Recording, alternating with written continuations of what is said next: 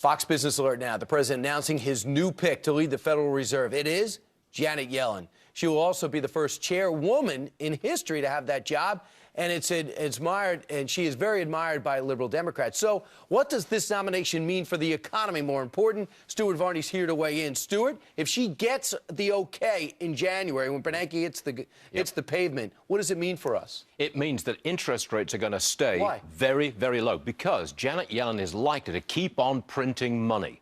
The effect of printing $85 billion a month is to lower interest rates right down to the ground floor.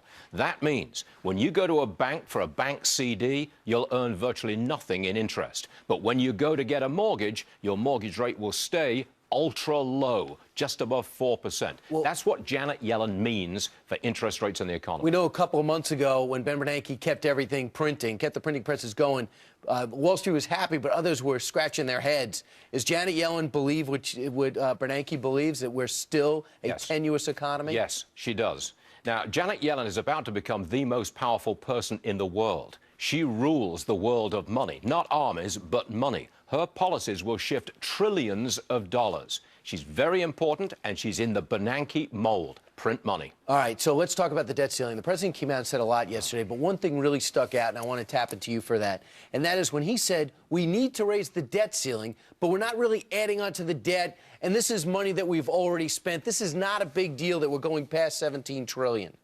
Nonsense. Forgive the harsh language, but that is nonsense. When you extend the debt ceiling, you raise the debt ceiling, you're allowed to borrow more money. You go deeper into debt. That's what you do. And Stuart, here he is yesterday, right at the top of his hour-long press conference.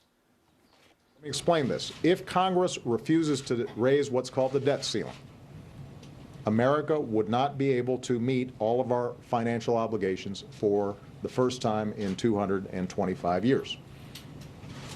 And because it's called raising the debt ceiling, I think a lot of Americans think it's raising our debt.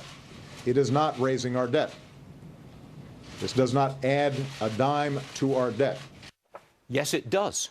We will raise the debt ceiling at some point. We'll raise it by $1 trillion.